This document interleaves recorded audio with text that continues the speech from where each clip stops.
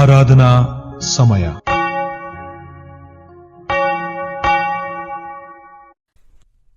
ಪ್ರಾರ್ಥನೆ ಮಾಡೋಣ. ಪ್ರೀತಿಯುಳ್ಳಂತ ನಮ್ಮ ಸ್ವಾಮಿ, ನಿನ್ನ ಅತಿ ಘನವುಳ್ಳ ನಾಮಕ್ಕೆ ಸ್ತೋತ್ರಪ್ಪ.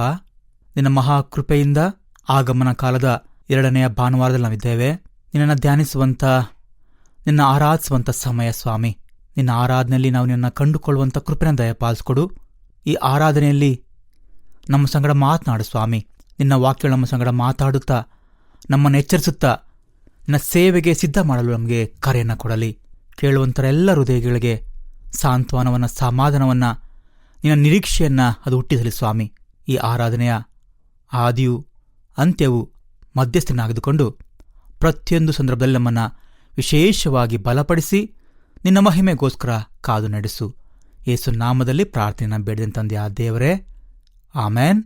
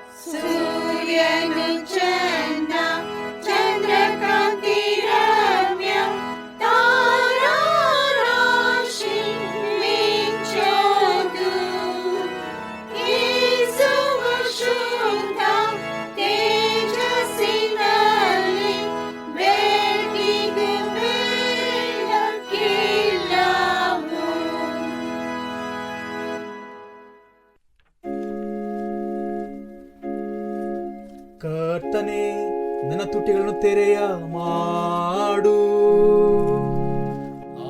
ನನ್ನ ಬಾಯಿ ನಿನ್ನನ್ನು ಸ್ತೋತ್ರ ಮಾಡುವುದು. ದೇವರೇ, ನನ್ನನ್ನು ರಕ್ಷಿಸು. ಯೆಹೋವನೇ, ಬೇಗ ಬಂದು ಸಹಾಯ ಮಾಡು. ಪಿತಾನಿಗೂ ಕುಮಾರನಿಗೂ ಪವಿತ್ರಾತ್ಮನಿಗೂ ಮಹಿಮೆ ಉಂಟಾಗಲಿ. ಆದಿಯಂತೆಯೂ ಈಗಲೂ ಯಾವಾಗಲೂ ಯುಗ ಯುಗಾಂತರಗಳಲ್ಲಿಯೂ ಇರುವಂತೆ.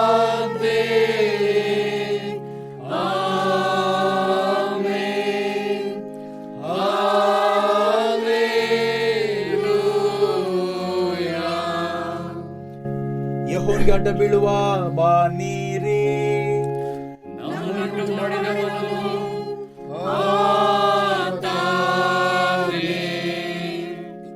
ಬನ್ನಿರಿ, ಯೆಹೋವನಿಗೆ ಉತ್ಸಾಹ ಧ್ವನಿ ಗಾಯುವ. ನಮ್ಮ ರಕ್ಷಣಾ ಶರಣನಿಗೆ ಜಯ ಘೋಷ ಮಾಡೋಣ. ಕೃತಜ್ಞತಾಸ್ತುತಿಯೊಡನೆ ಆತನ ಸನ್ನಿಧಿಗೆ ಸೇರೋಣ. ಕೀರ್ತನೆಗಳಿಂದ ಆತನಿಗೆ ಜಯ ಘೋಷ ಮಾಡೋಣ. ಯೆಹೋವನು ಮಹಾದೇವರು, ಎಲ್ಲ ದೇವರುಗಳಲ್ಲಿ ಮಹಾರಾಜನು ಆಗಿದ್ದಾನೆ. ಭೂಮಿಯ ಅಗಾಧವು ಆತನ ಕೈಯಲ್ಲಿರುತ್ತದೆ. ಪರ್ವತ ಶಿಖರಗಳು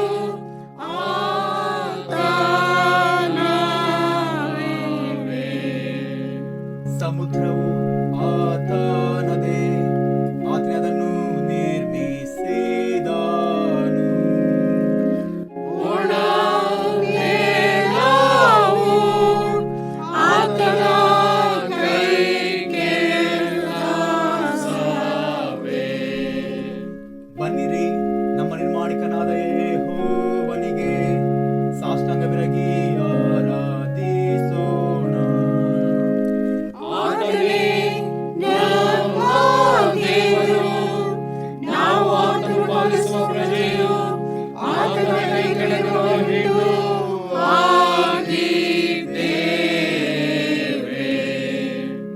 ತಂದೆಗೂ ಕುಮಾರನಿಗೂ ಪವಿತ್ರಾತ್ಮನಿಗೂ ಮಹಿಮೆ ಉಂಟಾಗಲಿ.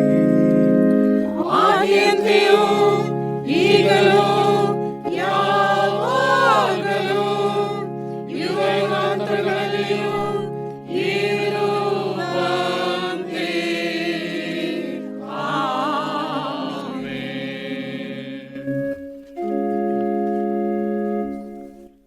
ಮತ್ತಾಯನು ಬರೆದ ಸುವಾರ್ತೆ 3ನೇ ಅಧ್ಯಾಯ ವಚನಗಳು 7-12.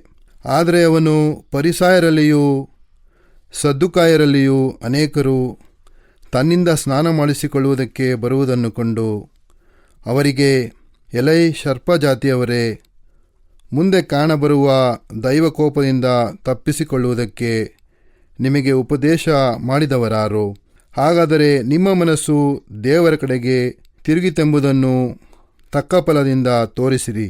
ಅಬ್ರಹಾಮನು ನಮಗೆ ಮೂಲ ಪುರುಷನಲ್ಲವೇ ಎಂಬುವ ಆಲೋಚನೆಯನ್ನು ಬಿಡಿರಿ.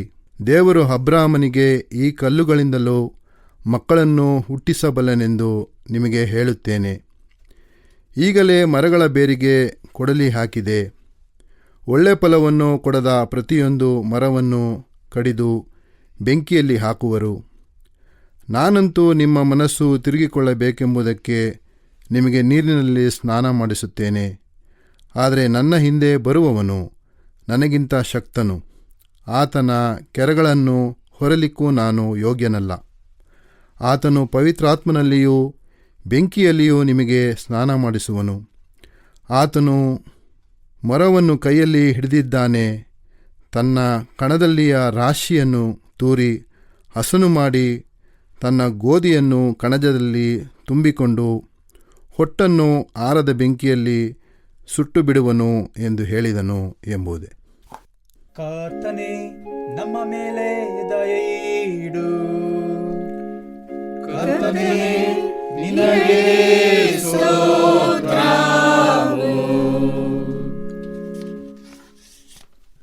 ಪರಲೋಕ ಭೂಲೋಕಗಳನ್ನು ಸೃಷ್ಟಿಸಿದ ಸರ್ವಶಕ್ತನಾಗಿರುವ ತಂದೆಯಾದ ದೇವರನ್ನು ನಂಬುತ್ತೇನೆ. ಆತನು ಏಕಕುಮಾರನಾಗಿರುವ ನಮ್ಮ ಪ್ರಭುವಾದ ಯೇಸು ಕ್ರಿಸ್ತನನ್ನು ನಂಬುತ್ತೇನೆ.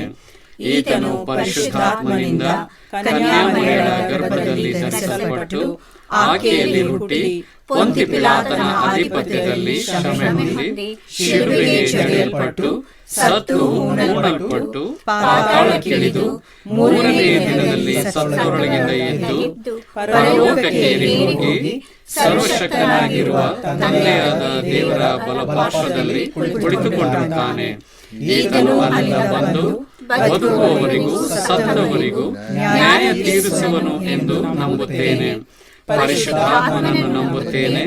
ಒಂದೇ ಪರಿಶುದ್ಧ ಕ್ರೈಸ್ತ ಸಭೆಯು, ಭಕ್ತರ ಅನ್ಯೋನ್ಯತೆಯು, ಪಾಪದ ಪರಿಹಾರವು, ದೇಹದ ಪುನರುತ್ಥಾನವು, ನಿತ್ಯ ಜೀವವು ಉಂಟೆಂದು ನಂಬುತ್ತೇನೆ. ಆಮೆನ್.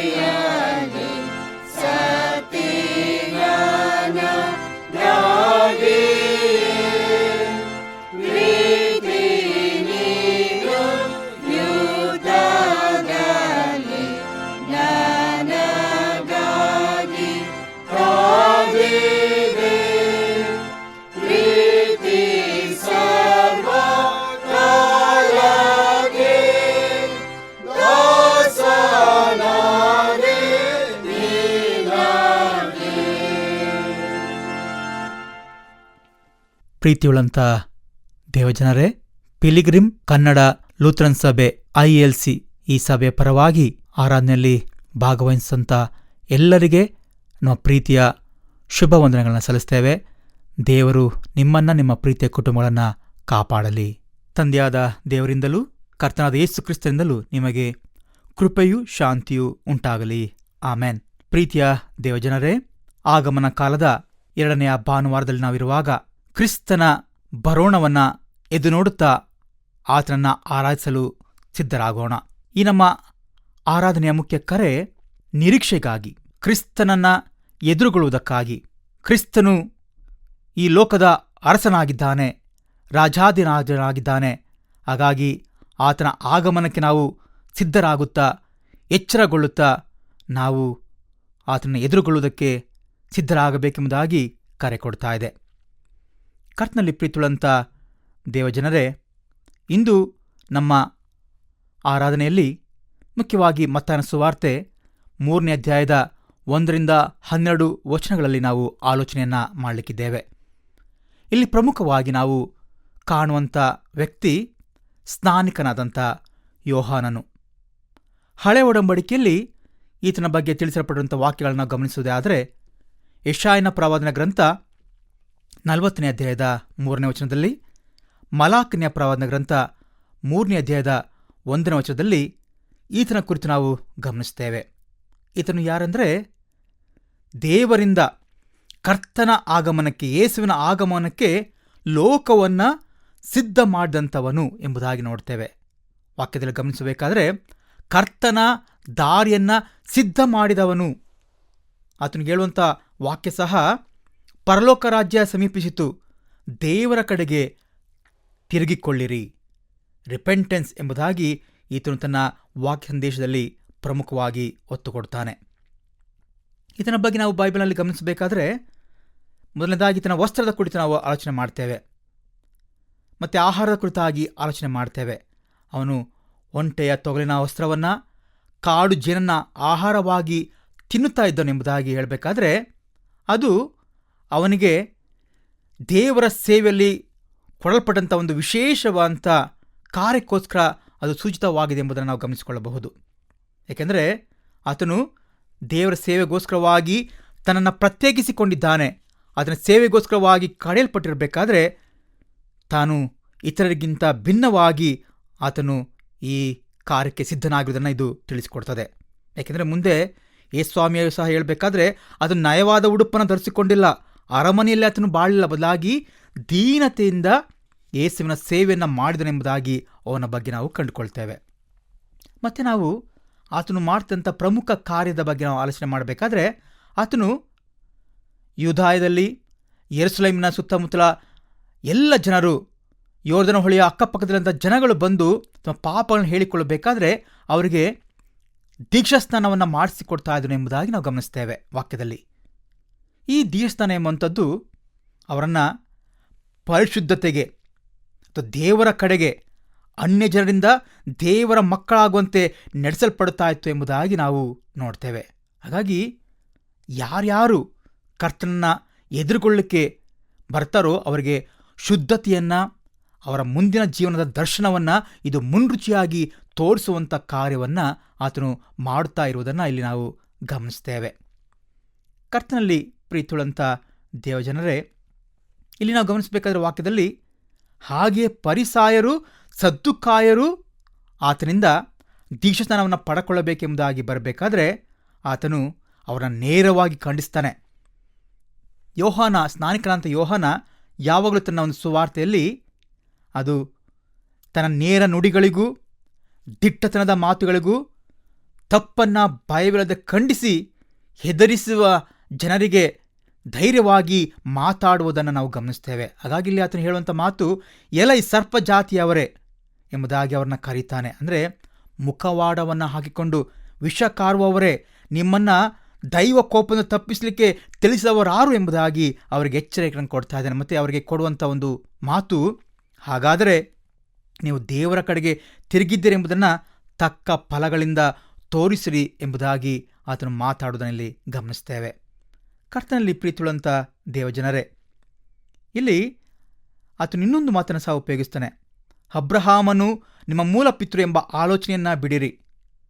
ನಾವು ವಾಕ್ಯದಲ್ಲಿ ಗಮನಿಸಬೇಕಾದ್ರೆ ಅಥವಾ ಯಹೂದ್ಯರಲ್ಲಿ ಗಮನಿಸಬೇಕಾದ್ರೆ ಅನ್ಯ ಜನರು ದೇವರ ಕಡೆಗೆ ತಿರುಗಿಕೊಳ್ಳಬೇಕಾದ್ರೆ ಅವ್ರಿಗೆ ದೀಕ್ಷಾಸ್ನಾನ ಮಾಡ್ತಿರೋದನ್ನು ನಾವು ಆಲೋಚನೆ ಮಾಡಿಕೊಳ್ಳುತ್ತೇವೆ. ಆದರೆ ಇಲ್ಲಿ ಆತನು ಕೊಡುವಂಥ ಮಾತು ಏನಂದರೆ, ನೀವು ದೇವರ ಕಡೆಗೆ ಮನ ತಿರುಗಿರಿ, ರಿಪೆಂಟೆನ್ಸ್ ಎಂಬುದಾಗಿ ಅವರಿಗೆ ಎಚ್ಚರಿಕೆ ಕೊಡುವುದನ್ನು ನಾವು ಗಮನಿಸ್ತೇವೆ. ಈಗಾಗಲೇ ಮರಗಳ ಬೇರಿಗೆ ಕೊಡಲಿ ಹಾಕಿದೆ, ಎಚ್ಚರವಾಗಿರಿ ಎಂದು ಅವ್ರನ್ನ ಖಂಡಿಸಿ ಗದರಿಸುವುದನ್ನು ಇಲ್ಲಿ ಗಮನಿಸ್ತೇವೆ. ನಾವು ಆಲೋಚನೆ ಮಾಡಬಹುದು, ಸ್ನಾನಿಕನಾದಂಥ ಯೋಹನ ಯೇಸುವಿನ ದೀನ ಸೇವಕನಾಗಿದ್ದಾನೆ. ಲೂಕನ ಸುವಾರ್ತೆ 3ನೇ ಅಧ್ಯಾಯದ 16ನೇ ವಚನದಲ್ಲಿ ನಾವು ಗಮನಿಸಬೇಕಾದ್ರೆ, ನನಗಿಂತ ಶಕ್ತನು ಬರುತ್ತಾನೆ, ಆತನ ಕೆರಗಳ ಬಾರನ್ನು ನಾನು ಬಿಚ್ಚುವುದಕ್ಕೂ ಯೋಗ್ಯನಲ್ಲ ಎಂಬುದಾಗಿ ಆತನು ಹೇಳ್ತಾನೆ. ಅದೇ ರೀತಿ ಲೂಕನ ಸುವಾರ್ತೆ 1ನೇ ಅಧ್ಯಾಯದ 20ನೇ ವಚನದಲ್ಲಿ ಗಮನಿಸಬೇಕಾದ್ರೆ, ನಾನು ಕ್ರಿಸ್ತನಲ್ಲ, ನಾನು ಅಭಿಷಕ್ತನಲ್ಲ, ಬದಲಾಗಿ ಆತನು ಈ ವಿಷಯವಾಗಿ ಸಾಕ್ಷಿ ಕೊಡಲು ಬಂದವನು ಎಂಬುದಾಗಿ ಹೇಳ್ತಾನೆ. ಆತನ ಮುಖ್ಯ ಉದ್ದೇಶ ತಾನು ತಗ್ಗಿಸಲ್ಪಡಬೇಕು, ಕ್ರಿಸ್ತನು ಹೆಚ್ಚಿಸಲ್ಪಡಬೇಕು ಎಂಬುದಾಗಿ. ಇನ್ನೂ ಸಹ ಯೋಹನ ಕುರಿತಾಗಿ ನಾವು ಆಲೋಚನೆ ಮಾಡಬೇಕಾದ್ರೆ ಯೆಶಾಯ 40ನೇ ಅಧ್ಯಾಯದ 3ನೇ ವಚನದಿಂದ 5ನೇ ವಚನದಲ್ಲಿ ಗಮನಿಸಬೇಕಾದ್ರೆ ಆತನನ್ನು ನಾವು ಗಮನಿಸುವ ಹಾಗೆ ಆತನೊಬ್ಬ ಮುಂದೂತ. ಯೇಸು ಕ್ರಿಸ್ತನು ಈ ಲೋಕದಲ್ಲಿ ಬರುವುದಕ್ಕಿಂತ ಮುಂಚಿತವಾಗಿ, ಹುಟ್ಟಿದ್ದಕ್ಕಿಂತ ಮುಂಚಿತವಾಗಿ ಆತನ ಕೆಲಸವನ್ನು, ಆತನ ಮಾರ್ಗವನ್ನು ಸಿದ್ಧ ಮಾಡಲಿಕ್ಕೆ ಬಂದವನೆಂಬುದಾಗಿ ನೋಡ್ತೇವೆ. ಇದಕ್ಕೆ ಒಂದು ಪ್ರಮುಖ ಉದಾಹರಣೆಯಾಗಿ ನಾವು ಗಮನಿಸಬೇಕಾದ್ರೆ ಲೂಕನ ಸುವಾರ್ತೆ 1ನೇ ಅಧ್ಯಾಯ 41ನೇ ವಚನದಲ್ಲಿ ಮರಿಯಳು ಬಂದು ಎಲಿಜಬೇತಳಿಗೆ ವಂದಿಸುವಾಗ ಗರ್ಭದಲ್ಲಿದ್ದಂಥ ಯೋಹಾನನು ಸಂತೋಷ ಪಡುವುದನ್ನು ಅಲ್ಲಿ ಎಲಿಜಬೆತಳು ವ್ಯಕ್ತಪಡಿಸ್ತಾಳೆ. ಗರ್ಭದಲ್ಲಿದ್ದ ನನ್ನ ಕೂಸು ಹಾರಾಡಿತು ಎಂಬುದಾಗಿ ಆತನ ಬಗ್ಗೆ ವಿಶ್ರಮಿಸೋದನ್ನು ನಾವು ನೋಡ್ತೇವೆ. ಕರ್ತನಲ್ಲಿ ಪ್ರೀತಿಯುಳ್ಳಂಥ ದೇವಜನರೇ, ಹಾಗಾಗಿ ಇಲ್ಲಿ ಸ್ನಾನಿಕನಾದಂಥ ಯೋಹಾನನೊಬ್ಬ ಮುಂದೂತನಾಗಿದ್ದಾನೆ. ಯೇಸುಗಿಂತ ಮುಂದೆ ಬಂದು ಆತನ ಸೇವೆಯನ್ನು ಮಾಡಲಿಕ್ಕೆ ಬಂದಂಥವನು. ಅದೇ ರೀತಿಯಾಗಿ ಈತನು ಒಂದು ಶಬ್ದವಾಗಿದ್ದಾನೆ, ಅಡವಿಯಲ್ಲಿ ಕೂಗುವವನ ಶಬ್ದವದೇ. ಲೂಕನ ಸುವಾರ್ತೆ 3ನೇ ಅಧ್ಯಾಯ 7ನೇ ವಚನದಲ್ಲಿ ಗಮನಿಸಬೇಕಾದ್ರೆ ಆತನ ಶಬ್ದಕ್ಕೆ ಹೋಲಿಸ್ತಾರೆ. ಶಬ್ದ ಎಂಬುದಕ್ಕೆ ಹೇಳಬೇಕಾದ್ರೆ ಅದು ನಮ್ಮನ್ನು ಎಚ್ಚರಿಸುವಂಥದ್ದು, ನಮ್ಮನ್ನು ದೇವರ ಕಡೆಗೆ ತಿರುಗಿಕೊಳ್ಳುವುದಕ್ಕೆ ಒಂದು ಕರೆ ಕೊಡುವಂಥದ್ದು. ಹಾಗಾಗಿ ಇಲ್ಲಿ ಆತನು ಶಬ್ದವಾಗಿ ಕೆಲಸ ಮಾಡೋದನ್ನು ನಾವು ಗಮನಿಸ್ತಾ ಇದ್ದೇವೆ. ಅದೇ ರೀತಿಯಾಗಿ ನಾವು ಗಮನಿಸಬೇಕಾದ್ರೆ ಆತನೊಬ್ಬ ರಕ್ಷಣೆಯ ವಾಹಕ ಅಂತಂದರೆ ಎಲ್ಲರಿಗೂ ಸುವಾರ್ತೆಯನ್ನು ಸಾರ್ತಾ ಇದ್ದಾನೆ, ರಕ್ಷಣೆಯನ್ನು ಸಾರ್ತಾ ಇದ್ದಾನೆ. ಮತ್ತು ಸುವಾರ್ತೆ 3ನೇ 2ನೇ ವಚನದಲ್ಲಿ ಗಮನಿಸುವ ಹಾಗೆ ಪರಲೋಕ ರಾಜ್ಯವು ಸಮೀಪಿಸಿತು, ದೇವರ ಕಡೆಗೆ ತಿರುಗಿಕೊಳ್ಳಿರಿ. ಮಾರ್ಕನ ಸುವಾರ್ತೆ 1ನೇ ಅಧ್ಯಾಯ 4ನೇ ಗಮನಿಸಬೇಕಾದ್ರೆ ನೀವು ನಿಮ್ಮ ಪಾಪ ಪರಿಹಾರಕ್ಕಾಗಿ ದೇವರ ಕಡೆಗೆ ತಿರುಗಿಕೊಂಡು ದೀಕ್ಷಾಸ್ನಾನ ಮಾಡಿಸಿಕೊಳ್ಳ್ರಿ ಎಂಬುದಾಗಿ ಆತನು ಒಬ್ಬ ರಕ್ಷಣೆಯ ವಾಹಕನಾಗಿ ಅಲ್ಲಿ ತನ್ನ ಸೇವೆ ಮಾಡುವುದನ್ನು ಗಮನಿಸ್ತಾ ಇದ್ದೇವೆ. ಹಾಗಾಗಿ ಈತನು ದೀನ ಸೇವಕನಾಗಿ, ಆತನ ಶಬ್ದವಾಗಿ, ರಕ್ಷಣೆಯ ವಾಹಕನಾಗಿ ಆತನು ಆತನ ಸೇವೆಯನ್ನು ಮುಂದೂತನಾಗಿ ಮಾಡ್ತಿರೋದನ್ನೆಲ್ಲ ಗಮನಿಸ್ತೇವೆ. ಮತ್ತು ಆತನು ಇನ್ನೂ ಸಹ ತನ್ನ ತಗ್ಗಿಸಿಕೊಳ್ಳು ಹೇಳುವಂಥ ಮಾತು ನಾವು ಗಮನಿಸಬೇಕು. ಯೋಹಾನ ಸುವಾರ್ತೆ 1ನೇ ಅಧ್ಯಾಯ 8ನೇ ವಚನದಲ್ಲಿ ಅವನೇ ಆ ಬೆಳಕಲ್ಲ, ಬೆಳಕಿನ ವಿಷಯವಾಗಿ ಸಾಕ್ಷಿ ಕೊಡಲು ಬಂದವನು ಎಂಬುದಾಗಿ ಯೋಹಾನನ ಬಗ್ಗೆ ನೋಡ್ತೇವೆ. ಹಾಗಾಗಿ ಯೇಸುವಿನ ಸೇವೆ ಮಾಡೋದಕ್ಕೋಸ್ಕರವಾಗಿ ತನ್ನ ತಗ್ಗಿಸಿಕೊಂಡು ಈ ಲೋಕಕ್ಕೆ ಬಂದು ನೇರವಾಗಿ ದಿಟ್ಟವಾಗಿ ಆತನು ಕರ್ತನ ಸಾಕ್ಷಿಯನ್ನು ಸಾರಿದ್ದನ್ನು ನಾವಿಲ್ಲಿ ಗಮನಿಸ್ತಾ ಇದ್ದೇವೆ. ಕರ್ತನಲ್ಲಿ ಪ್ರೀತಿಯುಳ್ಳಂಥ ದೇವಜನರೇ, ನಮ್ಮ ಕರ್ತನಾದ ಯೇಸು ಕ್ರಿಸ್ತನು ಸಹ ತನ್ನ ಈ ಲೋಕದ ಸೇವೆಯನ್ನು ಪ್ರಾರಂಭಿಸಬೇಕಾದ್ರೆ ಮೊಟ್ಟ ಮೊದಲನೇದಾಗಿ ನುಡಿದಂಥ ಮಾತು ಅಥವಾ ಸೇವೆಯ ಒಂದು ಕರೆ ಕೊಟ್ಟಂಥದ್ದು, ಆತನು ಹೇಳುವಂಥ ಮಾತು ಏನಂದರೆ, ಕಾಲವು ಪರಿಪೂರ್ಣವಾಯಿತು, ದೇವರ ರಾಜ್ಯ ಸಮೀಪಿಸಿತು, ದೇವರ ಕಡೆಗೆ ತಿರುಗಿಕೊಂಡು ಸುವಾರ್ತೆಯನ್ನು ನಂಬಿರಿ ಎಂಬುದಾಗಿ. ಈ ಸುವಾರ್ತೆ ಯೇಸು ಕ್ರಿಸ್ತನು ತಾನೇ ಆಗಿದ್ದಾನೆ. ಹಾಗಾಗಿ ಆಗಮನ ಕಾಲದಲ್ಲಿ ನಾವು ಇರಬೇಕಾದ್ರೆ ನಾವು ಸಹ ಸ್ನಾನಿಕನಾದಂಥ ಯೋಹಾನನ ಹಾಗೆ ನಾವು ಜೀವನ ಮಾಡುವಂಥದ್ದು, ಯೋಹಾನನ ಹಾಗೆ ಸೇವೆ ಮಾಡುವಂಥದ್ದು, ಯೋಹಾನ ನಮಗೆ ತೋರಿಸ್ಕೊಂಡಂಥ ಮಾದರಿನ ಅನುಸರಿಸಿ ನಾವು ಜೀವನ ಮಾಡುವಂಥದ್ದು ಎಷ್ಟು ಅಗತ್ಯವಾಗಿದೆ ಎಂಬುದಾಗಿ ನಾವು ಗಮನಿಸ್ತೇವೆ. ಈತನ ಮಾತುಗಳು ಸಭೆಗೆ ಹಾಗೂ ವೈಯಕ್ತಿಕವಾಗಿ ನಮಗೆ ಎಷ್ಟು ಮಾದರಿಯನ್ನು ತೋರಿಸ್ತಾ ಇದೆ. ನಾವು ಸಹ ಆತನ ಮುಂದೂತರಾಗಿ ಆತನ ಸೇವೆ ಮಾಡೋಣ, ರಕ್ಷಣೆಯ ವಾಹಕರಾಗಿ ಆತನ ಸುವಾರ್ತೆಯನ್ನು ಸಾರೋಣ, ಸಾಕ್ಷಿಯಾಗಿ ಆತನ ಸೇವೆಯನ್ನು ಮಾಡೋಣ, ಶಬ್ದವಾಗಿ ಆತನ ಕೆಲಸಗಳನ್ನು ಎಲ್ಲರ ಕಿವಿಗೆ ಮುಟ್ಟಿಸುವಂಥ ಕಾರ್ಯಗಳಲ್ಲಿ ನಾವು ತೊಡಗೋಣ. ಕರ್ತನು ತಾನೇ ಈ ವಾಕ್ಯದ ಮೂಲಕವಾಗಿ ನಮ್ಮನ್ನು ಆಶೀರ್ವಾದ ಮಾಡಲಿ. ವಿಶೇಷವಾಗಿ ಈ ಒಂದು ಕರೆಯನ್ನು ನಾವು ಸ್ವೀಕಾರ ಮಾಡುತ್ತಾ ಕ್ರಿಸ್ತನ ಸೇವೆಯನ್ನು ಮಾಡೋಣ. ಈ ವಾಕ್ಯಗಳು ನಮ್ಮನ್ನು ಬಲಪಡಿಸಲಿ, ಆತ್ಮನಿಂದ ನಡೆಸಲಿ. ಯೇಸುವಿಗೆ ತಾನೇ ಮಹಿಮೆ ಉಂಟಾಗಲಿ. ಆಮೆನ್.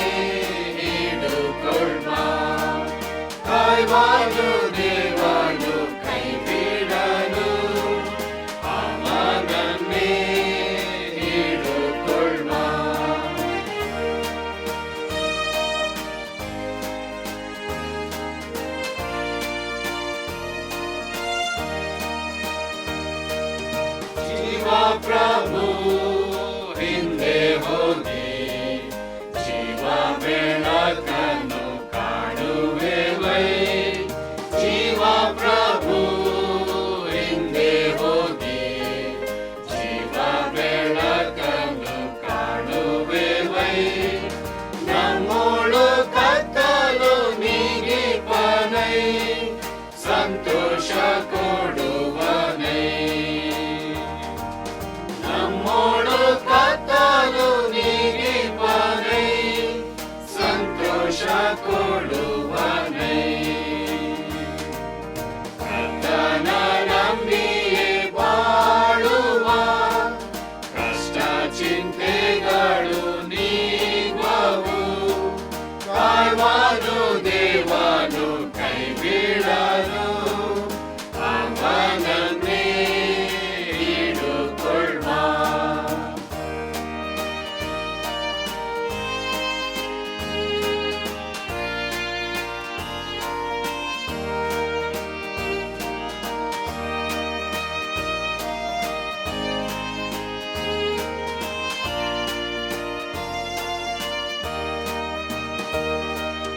ಸತ್ಯ ಮಾರ್ಗ ಹೋಗುವಂತ ಸತ್ಯವಂತರಿಗೆ ಕಾವಲಿದ್ದು. ಸತ್ಯ ಮಾರ್ಗ ಹೋಗುವಂತ ಸತ್ಯವಂತರಿಗೆ ಕಾವಲಿದ್ದು. ಮೋಸ ಹೋಗದಂತೆ ಯಾವಾಗಲೂ ಮೋಸದಿಂಪಾಲಿಸುವ. ಮೋಸ ಹೋಗದಂತೆ ಯಾವಾಗಲೂ ಮೋದದಿಂಪಾಲಿಸುವ. ಕರ್ತನ ನಂಬಿಯೇ ಬಾಳುವ ಕಷ್ಟ ಚಿಂತೆಗಳು ನೀಗುವವು. ಕಾಯುವನು ದೇವನು ಕೈ ಬಿಡನು, ಅವನನ್ನೇ ಹಿಡುಕೊಳ್ಳುವ. ಕಾಯುವನು ದೇವನು ಕೈ ಬಿಡನು, ಅವನನ್ನೇ ಹಿಡುಕೊಳ್ಳುವ.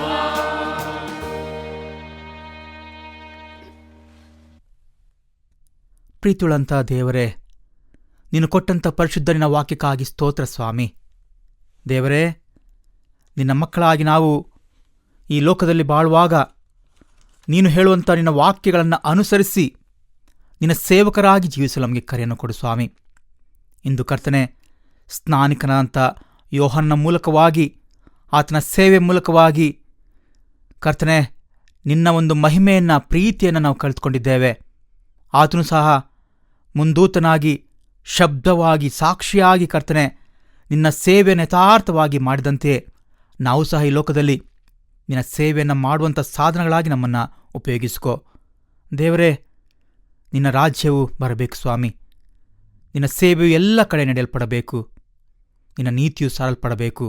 ಅದಕ್ಕಾಗಿ ನಾವು ಸಹ ಉತ್ತಮ ಸೇವೆಯನ್ನು ಮಾಡುವಂಥ ಸೇವಕರಾಗಿ ನಮ್ಮನ್ನು ಬಲಪಡಿಸಿ ಆಶೀರ್ವಾದ ಮಾಡು. ಮುಖ್ಯವಾಗಿ ಕರ್ತನೆ, ನಿನ್ನ ವಾಕ್ಯ ಧ್ಯಾನವು ಇನ್ನಷ್ಟು ನಿನ್ನನ್ನು ನಂಬುವಂತೆ, ನಿನ್ನ ಸೇವೆ ಮಾಡುವಂತೆ ನಮ್ಮನ್ನು ಆಶ್ವಾಸಿ ನಡೆಸಲಿ. ಯೇಸುವಿನ ಪರಿಶುದ್ಧ ನಾಮದಲ್ಲಿ ಪ್ರಾರ್ಥನೆಯನ್ನು ಬೇಡಿದೆನು ತಂದೆಯ ದೇವರೇ, ಆಮೇನ್.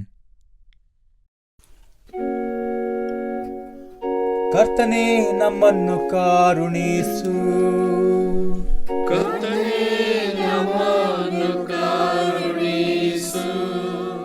ಕ್ರಿಸ್ತಾನೇ ನಮ್ಮನ್ನು ಕಾರುಣಿಸು, ಕ್ರಿಸ್ತಾನೇ ನಮ್ಮನ್ನು ಕಾರುಣಿಸು. ಕರ್ತನೇ ನಮ್ಮನ್ನು ಕಾರುಣಿಸು, ಕರ್ತನೇ ನಮ್ಮನ್ನು ಕಾರುಣಿಸು. ಕರ್ತ ನಿಮ್ಮೊಂದಿಗೆ ಇರಲಿ, ಆತನು ನಿಮ್ಮ ಆತ್ಮದೊಂದಿಗೂ ಇರಲಿ. ಕರ್ತನನ್ನು ಕೊಂಡಾಡುವ ದೇವರಿಗೆ ಸ್ತೋತ್ರವು. ತಂದೆಯಾದ ದೇವರ ಪ್ರೀತಿಯು, ಕರ್ತನಾದ ಯೇಸು ಕ್ರಿಸ್ತನ ಕೃಪೆಯು, ಪವಿತ್ರಾತ್ಮನ